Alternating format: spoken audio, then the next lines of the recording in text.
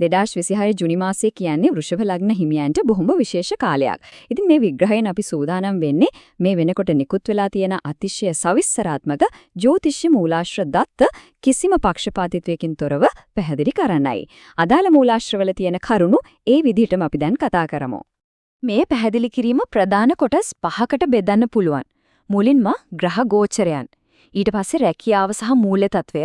3 වෙනුවා ආදරය සහ පවුල. 4 වෙනුවා අධ්‍යාපනය සහ සෞඛ්‍ය. අවසාන වශයෙන් මේ තත්වයන්ට මුහුණ දෙන්න මූලාශ්‍රයේම දක්වලා තියෙන ප්‍රායෝගික පිළියම් ගැනත් අපි කතා කරනවා. හොඳයි. අපි යමු අපේ පළවෙනි කොටසට. ජූනි මාසයේ සිද්ධ වෙන ග්‍රහ ගෝචරයන්, ඒ කියන්නේ මේ විශ්වීය තුලනය කොහොමද වෙන්නේ කියලා බලමු. මේ ජුනි මාසයේ කාල රේඛාව ඇත්තටම හරිම කාර්යබහුලයි. මූලාශ්‍රයට අනුව ජුනි 2 වෙනිදා ගුරු කටක රාශිගත වෙලා උච්ච වීමක් සිද්ධ වෙනවා. ඊට පස්සේ ජුනි 8 වෙනිදා සිකුරුත් කටක රාශියටම යනවා. හැබැයි ඒක සත්‍රු රාශියක් විදිහටයි සැලකෙන්නේ. ජුනි 15 රවි මිථුන රාශියටත් 20 වෙනිදා කුජ වෘෂභ රාශියටත් මාරු වෙනකොට 22 සහ 29 දිනවල බුධගේ මාරු වීම වගේම වක්‍ර වීම පවා සිද්ධ වෙනවා. ඉතින් මේ ගුරුගේ බලවත් වීමත් එක්ක සිකුරු සත්‍රු ස්ථානගත වීම වගේකට සිද්ධ වෙන මේ වෙනස්කම් අපේ එදිනදා ජීවිතයට තදින්ම බලපාන බව තමයි මේ මූලාශ්‍රය පැහැදිලිවම අවධාරණය කරන්නේ. දෙවැනි කොටස පෞද්ගලික ජීවිතය සහ රැකියාව. මේ වෙනස්කම් අපේ අභිලාෂයන්ට කොහොම බලපායිද?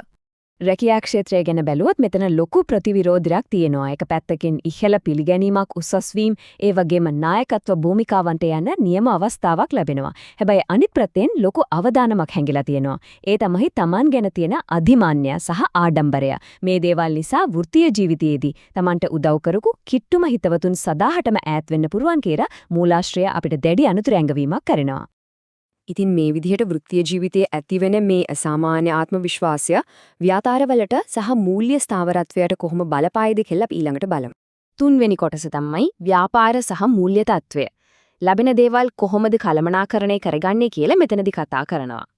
සමස්තයක් විදිහට ගත්තත් මේ කාලේ ආදායම ඉහළ යනවා.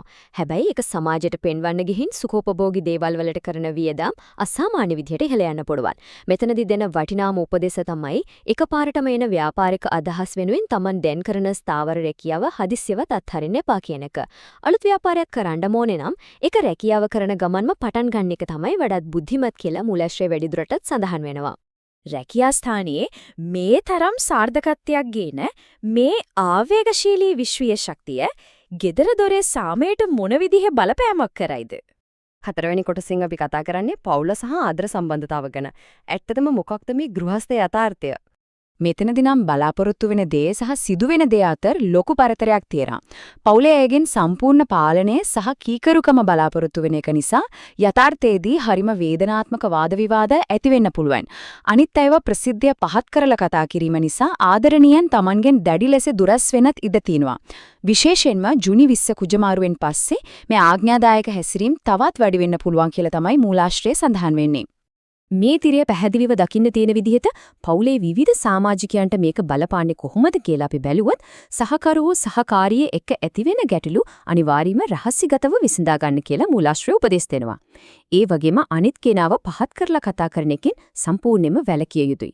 සහෝදරයන් සහ දෙමාපියන් එක්ක දේපල ආරෝලෙන්න පුළුවන් නිසා උපරිම ඉවසීමෙන් කටයුතු කරලා පුළුවන් තරම් ගැටුම් කල් දාන එක තමයි නුවණට හුරු. අනිත් වැදගත්ම දේ දරුවන්ගේ සෞඛ්‍ය අවදානම් ගැන වගේම Tamanගේ වැඩ බහුල වීම නිසා දරුවන්ව මංහැරෙන එක වළක්වා ගන්න දැඩි ප්‍රමුඛත්වයක් දෙන්නම ඕනේ. මේක ඇත්තටම හරිම සංවේදී කාලයක්. 5 වෙනි කොටස අධ්‍යාපනය සහ සෞඛ්‍ය. මේක අපේ මනසට වගේම ශරීරයටත් සිජුවම සම්බන්ධයි. අධ්‍යාපනයේ පැත්තෙන් බැලුවොත් අතිශය තරංගකාරී මානසිකත්වයක් දැක ගන්න පුළුවන්. හැබැයි අනිත් අයව පරාජය කරන්න අසාධාරණ විදිහට උගුල්ලටවලා ජයග්‍රහණ ලබා ගන්න ඉපා කියලා මූලාශ්‍රය තරයේම උපදෙස් දෙනවා. කොහොම වුණත් මාසෙ මැද භාගයෙන් පස්සේ විදේශ අධ්‍යාපනයට සහ නිවසින් බැහැරව ලබන උසස් අධ්‍යාපනයට නම් ඊටමත් හිතකර වාතාවරණයක් හැදෙන බව මෙහි සඳහන් වෙනවා. මූලාශ්‍රයේ සඳහන් වෙන මේ කාලානුරූපී කියමන අපි පොඩ්ඩක් මතක් කරගමු. ආරෝග්‍ය පරමා ලාභා. නිශ්චිත ශාරීරික අනතුරු ඇඟවීම ගැන කතා කරන්න කලින් මේ අදහස මනසේ තියාගන්න එක ගොඩක් වටිනවා.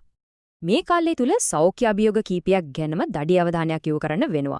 හදිස්සිය සහ ආවේගශීලී බව නිසා වාහන එලවනකොට හරි ගෙදර දොරේ ආයුධ පාවිච්චි කරනකොට හරි අනතුරු සිදුවෙන්න ලොකු අවධානයක් තියෙනවා. ඒ වගේම උෂ්ණත්වය වැඩිවීම නිසා හැදෙන රෝග, මුත්‍රා මාර්ග ආශ්‍රිත ආසාදන සහ බැක්ටීරියා ආසාදන ගැනත් මූලාශ්‍රය අනතුරු අංගවනවා. මේ දේවල් වලින් බේරෙන්න නම් හොඳට වතුර බොන එක වගේම ශරීරය සිසිල් කරන කැම බීම ගන්න එක අනිවාර්ය ප්‍රායෝගික පිළියමක් විදියට දක්වන්න පුළුවන්. එහෙමනම් මේ අවදානම් තත්ත්වයන් අදු කරගෙන තීන ධනාත්මක ශක්තියින් ප්‍රායෝගිකව අපේ ජීවිතයට සම්බන්ධ කරගන්න කොහොමද? 6 වෙනි කොටස පිළියම් සහ බෝධි පූජාව. අපිට පුළුවන් මේ තත්ත්වයන් යම් තාක් දුරකට පාලනය කරගන්න. මේ තත්වයට පිළියමක් විදියට කරන්න ඕනේ බෝධි පූජාවට අවශ්‍ය දේවල් මූලාශ්‍රයේ ඊටාම පැහැදිලිව දක්වලා තියෙනවා. මේ පූජාව මාසේ පළවෙනි සතියෙම කරනවා නම් හොඳයි. විශේෂයෙන්ම සිකුරාදා දවසක් නම් වඩාත් සුදුසුයි. මේ සඳහා පිරිසිදු කර පෙරාගත් ජලය සහිත කල 3ක්, දිගු 3 පොට නූලක්, සුදු රෙදි කඩක් වගේම වර්ණවත් සුවඳ මාල්ල අවශ්‍ය වෙනවා. විශේෂයෙන්ම එනසාල්, මනෝශීල සහ කුංකුම වගේ ඖෂධ වර්ගත් පිරිසිදු එළගි තෙල් පහන් 7ක් හෝ 9කුත් මේ පූජාවට යොදා ගන්න එක අතිශයින්ම වැදගත්. බෝධි පූජා චාරිත්‍රය කරන්න ඕනේ නිශ්චිත පිළිවෙලක් තියෙනවා. මුලින්ම බෝමලුව හොඳට පිරිසිදු කරලා පූජාවන් සූදානම් කරගන්න ඕනේ. දෙවනුව මනස සංසුන් කරගෙන මෛත්‍රී භාවනාවේ යෙදෙන්න. ඊට පස්සේ අර පෑන් කලවල දැවටු නූල අල්ලගෙන අභිසම්විධාන පිරිත, ජය පිරිත සහ රතන සූත්‍රය සජ්ජායනා කරන්න ඕනේ. අවසානයේදී බෝධින් වහන්සේව දෝවණය කරලා ඒ ජලයෙන් ටිකක් ගෙදරටත් අරගෙන එන්න. මේ විදිහ කරන මානසික සහ අධ්‍යාත්මික සූදානම අපිට එල්ලෙවෙන ඍණාත්මක ශක්තියින් උදාසීන කරන්න ප්‍රබලව ක්‍රියා කරනවා කියලා තමයි මූලාශ්‍රය පැහැදිලි කරන්නේ. ජ්‍යොතිෂ්‍ය පෙරනිමිති කියන්නේ ඇත්තටම අපිට ලබා දෙන මාර්ග සිටියමක් විතරයි. හැබැයි අපේ අවසාන ගමනාන්තය තීරණය කරන්නේ අපිම සිහිනුවණින් ගන්න ක්‍රියාමාර්ග වලින්මයි. ඉතින් මේ විග්‍රහයෙන් අපි සාකච්ඡා කරපු කරුණු සහ අනතුරු වැංගවීම් එක්ක මේ එළඹෙන ජුනි මාසයේදී තෝරගන්නා මාර්ගය මොකක් වේද කියන එක තීරණය කළ යුත්තේ ඊටමත් බුද්ධිමත්වයි. මේ අන්තර්ගතයේ අවසාන වෙනකම් අපිත් එක්ක රැඳී සිටියට බොහොම ස්තුතියි.